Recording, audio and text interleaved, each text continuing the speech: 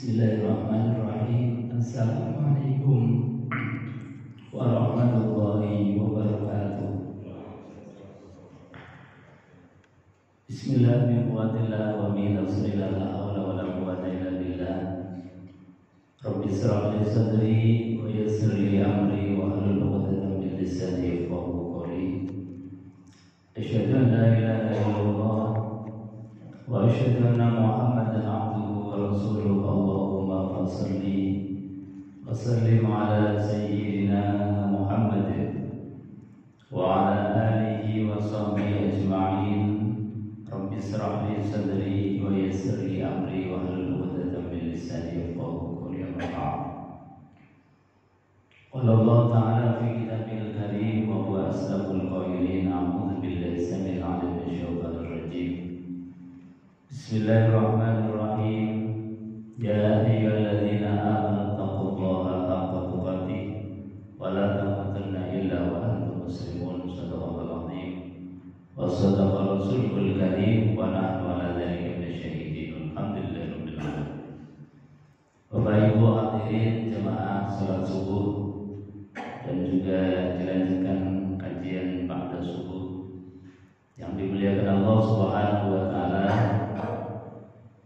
Pertama dan yang paling utama tentu kita bersyukur kepada Allah biqaulina alhamdulillahirabbil alamin. Karena kalimat ini yang diajarkan oleh baginda Rasulullah sebagai bukti kita menjadi abdan syakura, hamba yang senantiasa mampu sekaligus mau berterima kasih terhadap apapun yang Allah tetapkan kepada kita, yang Allah berikan kepada kita. Kemudian dengan dibarter kalimat alhamdulillah, ini menjadikan kita semuanya menjadi berkah dan terus menerus ditambah nikmatnya oleh Allah Subhanahu wa ta'ala. Kedua kalinya salawat dan salam kita aturkan kehadiran baginda Nabi besar Muhammad sallallahu alaihi wasallam yang uswah dan teladannya kita berusaha untuk meniru, mencontoh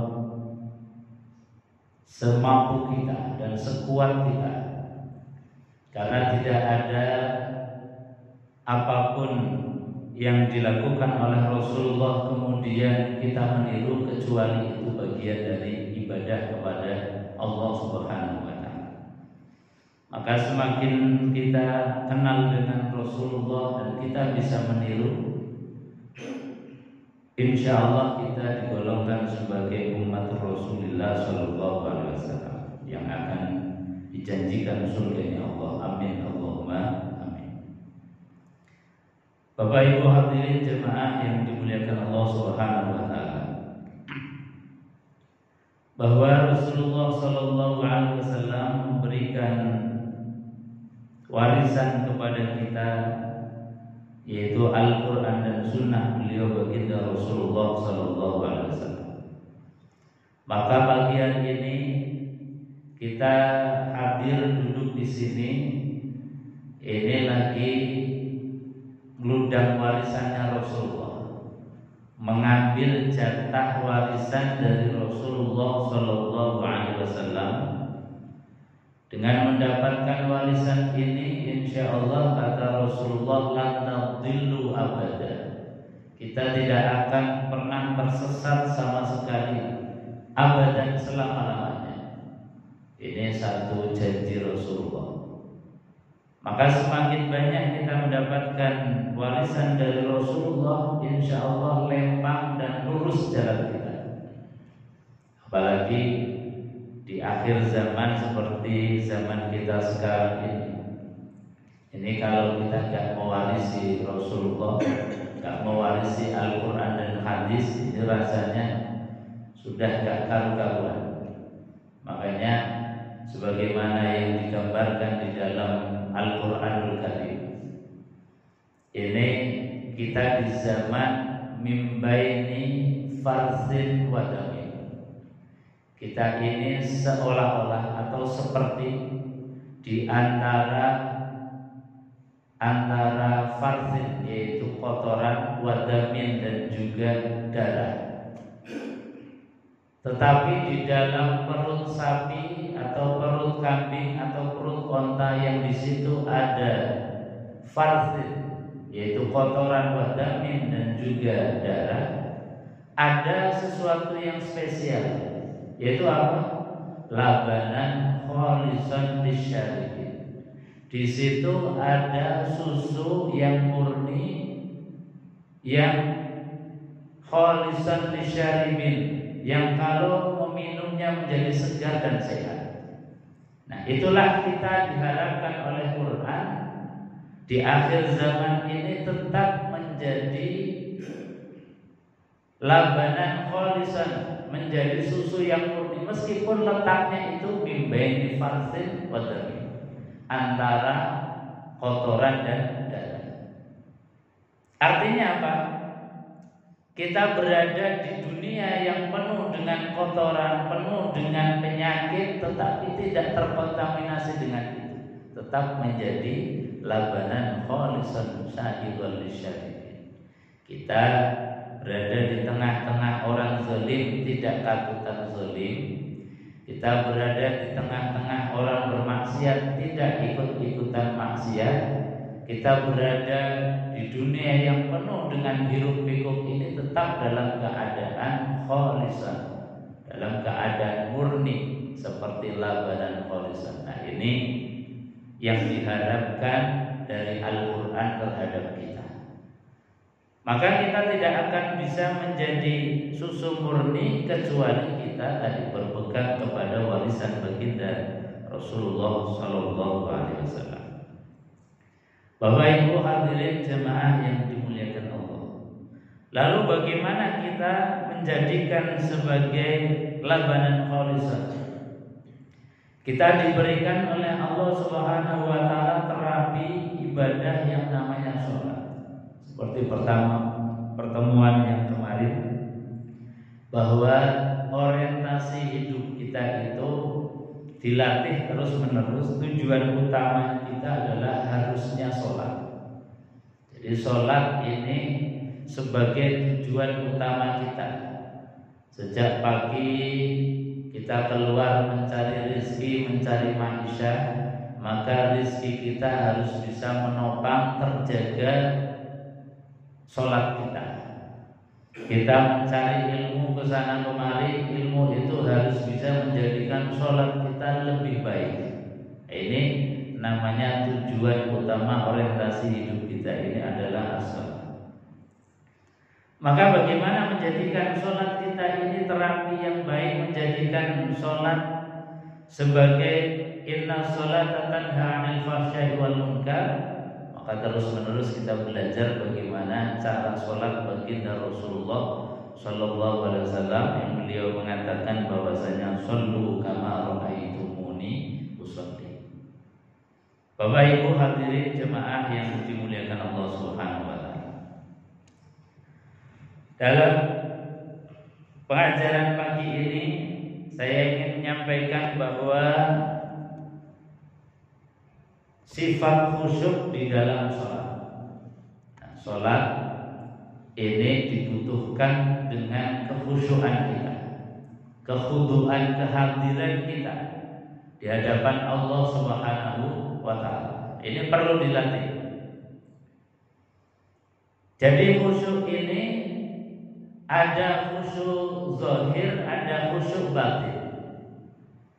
Diriwayatkan di dalam sebuah hadis an Abi Hurairah radhiyallahu anhu, naha Rasulullah sallallahu alaihi wasallam ay yusalli ar-rajulu muhtadiran, wal lafdhu lil Muslim wa ma'nahu ay yaj'ala yadahu ala khasirati.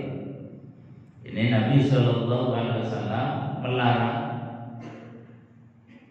ayyusalliya rajul, seseorang yang sholat dalam keadaan sholatnya itu muhtasiran, dengan cara berkacak pinggang. Jadi tangannya ditaruh di pinggang seperti orang yang menghadapi musuhnya, atau orang yang sedang dalam keadaan marah. Seperti meletakkan tangan di pinggang seperti orang marah saja itu dilarang oleh Rasulullah SAW. Kenapa? Karena posisi sholat dalam keadaan seperti itu tidak mencerminkan sebagai orang yang sholatnya khusyuk. Jadi orang yang sholatnya khusyuk yang bagaimana? Ya yang meletakkan tangannya itu dilipat sedekap di atas atau di depan perut kita atau di depan dada kita. Ini adalah bagian yang dicontohkan oleh baginda Rasulullah SAW. Jadi khusyuk yang pertama adalah khusyuk bizahir, khusyuk dengan zahir kita. Kita datang ke masjid dengan cara yang tenang, dengan cara tidak membuat gaduh suasana. Ini sebagaimana Rasulullah SAW sampaikan di dalam hadis yang lain, berjalanlah dengan pelan, tenang, khusyuk ketika kita mendatangi sholat jamaah. Para ulama menjelaskan bahwa di antara sirriyahnya, karena apa? Dengan datang kita pelan, khusyuk, tidak menjadikan gaduh, maka itu menjadikan sholatnya orang lain pun tidak terganggu. Ini khusyuk dengan jawari anggota badan kita. Wa fil Bukhari an Aisyah radhiyallahu anha an dzalika fi'lul yahudi fi sholati. Aisyah menambahkan keterangan kenapa tidak boleh sholat dalam keadaan berkaca pinggang. Karena sholat model ini adalah ibadahnya orang Yahudi. Jadi Yahudi kalau ibadah itu mempertunjukkan atau memperlihatkan tentang egonya mereka. Jadi di hadapan Tuhannya pun seolah-olah membusukkan dada. Kepada Tuhannya tidak ada rasa tawadhu. Ini orang Yahudi. Jadi di hadapan Tuhannya pun merasa besar, merasa sebagai umat terhormat, merasa menjadi umat pilihan Tuhan, sehingga datang dengan posisi yang seperti anak atau seperti mereka itu betul-betul menjadi orang yang paling hebat di muka bumi. Beda dengan kita, umat Rasulullah SAW itu datang kepada Allah Subhanahu wa taala dengan hati dan posisi kita itu meletakkan diri paling rendah di hadapan Allah Subhanahu wa taala, yaitu dengan posisi sujud kita. Jadi Rasulullah SAW dalam hadis diriwayatkan oleh Aisyah bahwasanya posisi ibadah dengan seperti itu, meletakkan tangan di pinggang, itu kal Yahud, seperti orang-orang Yahudi. Wa an Anas radhiyallahu anhu anna Nabiy sallallahu alaihi wasallam qala idza qaddimal 'asha fabda'u bihi qabla an tusallu salatal maghrib. Rasulullah sallallahu alaihi wasallam bersabda, jika makan malam telah disajikan, idza qaddamal 'asha, makan sudah disajikan, fabda'u bihi, maka makan dulu, kata Rasulullah SAW. Jadi mengawali dengan makan, karena apa? Karena sudah tersedia makan itu. Qabla an tusallu salatul maghrib, sebelum kita salat maghrib. Kenapa? Di sini di dalam tafsir hadisnya disebutkan karena dengan kita hadir di hadapan Allah Subhanahu wa taala dalam keadaan perut ini kenyang, menjadikan kita ini sudah nyaman, tidak berpikir lagi tentang makanan, tidak berpikir lagi tentang sesuatu yang lain. Makanya harus diselesaikan dulu perkara-perkara dunia. Ini baginda Rasulullah SAW. Untuk apa? Menjadikan sholat kita ini sholat yang tenang, sholat yang khusyuk. Jadi sampai-sampai Nabi menterapi kita, kalau ada sesuatu yang menjadi ganjalan untuk sholat, seperti sudah tersedianya makan, ya sudah makan dulu. Ini baginda Rasulullah SAW. Jadi para ulama di dalam memberikan penjelasan hadis ini dipadukan dengan hadis yang lain. Ini beliau mengatakan bahwasanya kalau memang hati kita ini masih terpaut dengan makanan, karena keadaan kita dalam keadaan yang sangat lapar, maka dahulukan makan. Tapi kalau kita ini bisa menahan, bisa menjadikan kita masih dalam keadaan tenang, ini kita boleh memilih untuk sholat dulu. Karena dalam hadis yang lain itu disebutkan bahwasanya afdhalus sholat min awwal waqtiha. Sholat yang paling baik itu adalah sholat yang dilakukan di awal waktu. Ketika waktu sholat sudah mulai, azan sudah dikumandangkan, kita secara hati bisa menjaga, tidak menjadikan kita ini terpaut atau terfikirkan dengan makan, maka kita bisa mengambil sholat dulu, baru kita kemudian makan. Tetapi kalau kita ini dalam keadaan lapar, yang dengan lapar itu terganggu sholatnya, maka diusahakan. Nabi SAW menyarankan untuk makan dulu dan dibandingkan dengan sholat. Nah, ini adalah khiyar atau pilihan-pilihan yang kondisional. Dan tentu setiap orang itu akan berbeda-beda kondisinya. Jadi dalam hukum itu tidak bisa kemudian disamaratakan. Ketika kita bisa khusyuk untuk awal sholat dulu, kok ada yang lain kemudian mengambil untuk makan dulu, oh barangkali dia itu memang hatinya masih terpaut dengan makan, sehingga ketika dipaksakan untuk sholat bisa terganggu. Maka di dalam bab ini didahulukan untuk makan dulu. Bapak Ibu hadirin jamaah yang dimuliakan Allah Subhanahu wa taala. Wa an Abi Dzar radhiyallahu anhu qala Rasulullah sallallahu alaihi wasallam, "Idza qama ahadukum ila shalah fala yamsahul hasad." Jadi Rasulullah sallallahu alaihi wasallam bersabda, jika salah seorang dari kalian mendirikan sholat, maka hendaknya tidak mengusap kerikil. Ini tentu di zaman Rasulullah. Karena apa?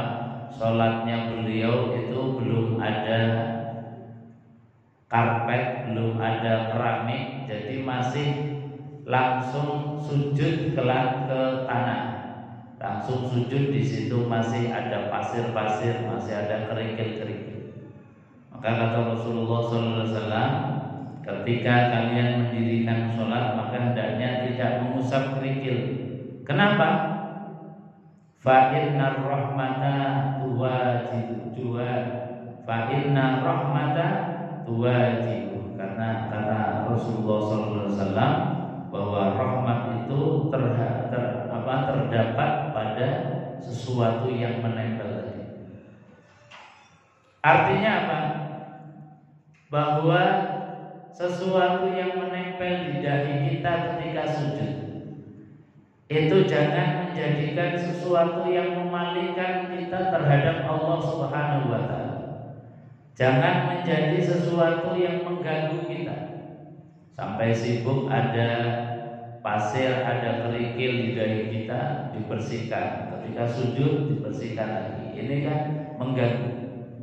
Ya sudah, pokoknya apa adanya, kita sudah menghadap ke Allah Subhanahu wa taala, hendaknya pikiran-pikiran yang lain, apakah itu perkara dari kerjaan, apa itu perkara anak, perkara makan, itu sudah ditinggalkan semua. Ini di antara beberapa hadis yang mengajarkan betapa pentingnya khusyuk. Khusyuk itu maknanya adalah ada perasaan hati ini hadir di hadapan Allah Subhanahu wa taala. Sampai-sampai di dalam keterangan yang lain Rasulullah sallallahu alaihi wasallam itu pernah sholat yang kemudian ada perkara yang mengganggu beliau Rasulullah sallallahu alaihi wasallam. Maka beliau kemudian membatalkan sholat sunnahnya beliau, kembali ke rumah, diambil itu, kemudian perkara yang tadi mengganggu pikiran Rasulullah SAW itu kemudian diberikan kepada orang lain, supaya apa? Menjadikan hati ini tidak terganggu terhadap silaturahminya kita dengan Allah Subhanahu wa taala. Nah, ini yang menjadi harus latihan terus-menerus. Kita hadir di hadapan Allah betul-betul ini wajjahtu wajhiya lilladzi fataras samawati wal arda hanifan musliman wa ma ana minal musyrikin. Jadi kita sudah berikrar, ketika sudah takbir Allahu Akbar, kita mengikrarkan diri, inni wajjahtu wajhiya lilladzi fataras samawati wal ardh. Ya Allah, aku hadapkan wajahku ini kepada Zat fataras samawati wal ardh, yang mempunyai langit bumi, yang memiliki semuanya ini. Aku hadapkan wajah. Sehingga apa? Kalimat ini ketika kita sudah ikrarkan, menghadapkan wajah, menghadapkan hati kita, jangan sampai kemudian ada yang bisa memalingkan terhadap perkara-perkara selain Allah Subhanahu wa taala.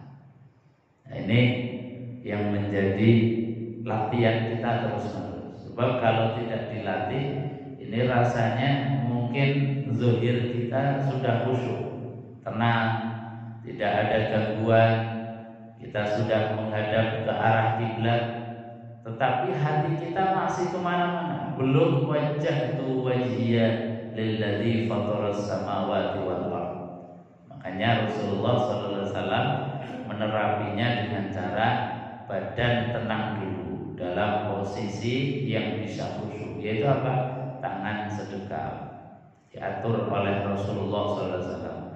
Jangan kemudian tangan lurus, karena tangan lurus bisa saja menjadi goyang-goyang, tidak khusyuk, apalagi sampai berkaca pinggang. Ini adalah tidak dibenarkan atau tidak dianjurkan oleh Rasulullah SAW.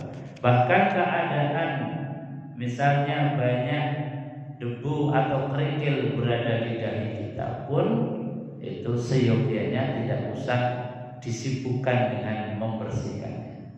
Udah biarin, nanti setelah sholat selesai baru kemudian kita bersihkan. Jemaah yang dimuliakan Allah Subhanahu wa taala. Wa an Aisyah radhiyallahu anha qalat sa'altu Rasulullah sallallahu alaihi wasallam anil tifati fi shalah. Saya bertanya kepada Rasulullah sallallahu alaihi wasallam tentang menoleh di dalam sholat. Maka beliau bersabda, huwa tilasun yaqtalisuhu syaitan min sholatil abdi.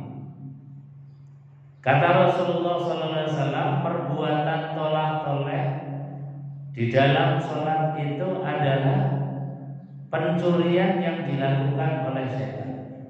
Jadi ini dianggap sebagai asyrik, mencuri dari perhatian terhadap Allah Subhanahu wa taala.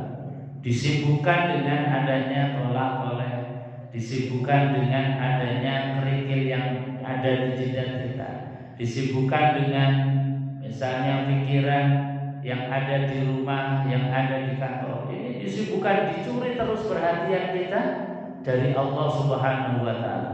Yang tadi di awal sudah berikrar, inni wajjahtu wajhiya lilladzi fataras samawati wal ardh. Setan itu luar biasa pinternya. Luar biasa dihembus-hembuskan kita. Misalnya ada anak kecil yang ikut di dalam sholat kita, di tengah-tengah lari-lari. Ini kadang-kadang kita terpengaruh, kadang-kadang kita tolak-toleh. Nah, ini yang menjadikan setan itu bisa menipu kita, bisa mencuri perhatian kita terhadap Allah Subhanahu wa taala. Maka kata Rasulullah sallallahu alaihi wasallam, iyyaki wal iltifat fi shalat fa inna iltifat fi shalat halakatun fa in kana la budda fa fi tatawwu. Kata Rasulullah, hindarilah menoleh di dalam sholat, karena menoleh di dalam sholat itu adalah disifati sebagai halakatun, kerusakan, kehancuran. Coba, satu perbuatan menoleh di dalam sholat disifati sebagai halakatun, rusak. Rusak apa yang dimaksud? Rusak hubungan kita dengan Allah Subhanahu wa taala. Maka hadapkanlah ketika kita sholat ini ke satu tempat yang bisa menjadikan kita khusyuk. Itu tempat di mana kita meletakkan kepala kita di tanah. Itu kita fokuskan ke sana. Kita fokuskan supaya mata tidak kemana-mana, wajah tidak berpaling kemana-mana. Kenapa? Karena menolehnya kita ketika sholat disifati sebagai halakatun, kerusakan. Fa in kana la budda fa fi tatawwu. Kata Rasulullah sallallahu alaihi wasallam, jika terpaksa harus menoleh, maka cukuplah dalam sholat sunnah saja. Artinya apa? Kalau kita ini terpaksa kemudian tolak-toleh, maka sholat kita itu kita jadikan sebagai sholat sunnah. Yang artinya apa? Kita kemudian nanti mengulangi sholat wajibnya dengan posisi yang sempurna, posisi yang kita wajjahtu wajhiya lilladzi fataras samawati wal ardh. Ini Rasulullah sallallahu alaihi wasallam memberikan satu bimbingan terhadap ibadah sholat kita. Bapak Ibu hadirin jemaah yang dimuliakan Allah Subhanahu wa taala. La yazalu Allahu muqbilan 'ala al-'abdi ma lam taltafit. Allah senantiasa menghadap ke arah hambanya. Jadi la yazalu Allah tidak pernah berpaling. La yazalu itu artinya sama sekali. Beliau Allah Subhanahu wa taala ketika ada hamba menghadap, maka Allah itu pun khusyuk menghadap kita, menatap kita. Malam talfit malam yaltafit fa idza sarafa wajhahu in sarafa anhu. Maka di dalam hadis ini disebutkan jika hamba itu menoleh, maka Allah pun akan berpaling darinya. Jadi sekali kita noleh, itu Allah pun akan enggak melihat lagi kita, berpaling dari kita. Tapi kalau kita ini khusyuk, khudu, tidak tolak-toleh, baik itu zahir kita maupun batin kita, Allah pun khusyuk menatap kita. Allah pun tidak menoleh-noleh lagi. Jadi betul-betul dipandang, dilihat dengan baik oleh Allah Subhanahu wa taala. Ini kan luar biasa. Kita misalnya bertamu kepada seseorang.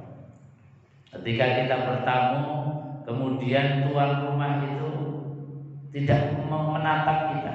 Misalnya pas ngobrol itu disambi ke sana kemari. Rasanya kita ini sebagai tamu nggak nyaman. Tuan rumah Di dalam menyambut kita itu enggak tenanan. Begitu juga tuan rumah. Ketika tuan rumah kedatangan tamu sudah menyambut dengan baik, tapi tamunya ini ternyata pelilihan, enggak khusyuk. Tamunya ini jelalatan ke sana kemari. Ya posisinya, ya mungkin omongannya.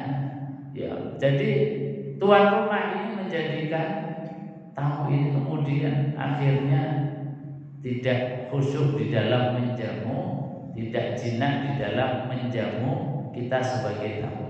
Nah, sama dengan Allah di dalam hadis ini, la yazalullahu muqbilan 'alal 'abdi. Allah tidak pernah berpaling dari hambanya selagi hambanya itu tidak berpaling dari Allah. Ketika hamba itu berpaling wajahnya, maka insarafa anhu, Allah pun berpaling dari kita.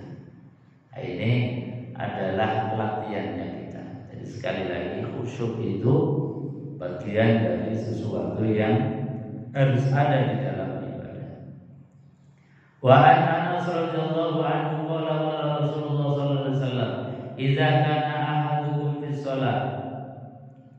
Rasulullah sallallahu alaihi wasallam bersabda, jika salah seorang di antara kalian sedang mendirikan salat, fa innahu yunaji rabbahu, maka sesungguhnya ia sedang bermunajat kepada Allah Subhanahu wa taala, maka hendaknya ia tidak meludah di hadapannya dan tidak pula pada sebelah kanannya. Akan tetapi ketika kita memerlukan untuk membuang ludah kita, maka buanglah ludah itu ke sebelah kiri kita. Jadi ini di antara adab-adab. Kenapa tidak boleh meludah ke depan kita atau ke arah kanan kita? Karena ke depan itu digambarkan di situ ada Allah Subhanahu wa taala, kita sedang bertawajuh, kita sedang bermunajat kepada Allah, rasanya tidak elok kemudian kita ketika ada hajat untuk membuang ludah kita itu ke arah depan atau ke arah kanan. Maka kalau kita ada kebutuhan untuk membuang air liur, maka ke sebelah kiri. Tapi ini kayaknya di zaman kita ketika kita sholatnya ini sudah dengan karpet, ini kayaknya tidak ada lagi. Ya kalaupun meludah paling dengan ujung dari kain kita atau ujung daripada serban kita. Tapi itu yang diajarkan oleh baginda Rasulullah sallallahu alaihi wasallam. Wa anhu qala kana kiramun li Aisyah satarat bihi janiba baitiha wa qala laha Nabi sallallahu alaihi wasallam, amiti anna kiram fa innahu la yazalu tasawiruhu ta'ridu fi sholati.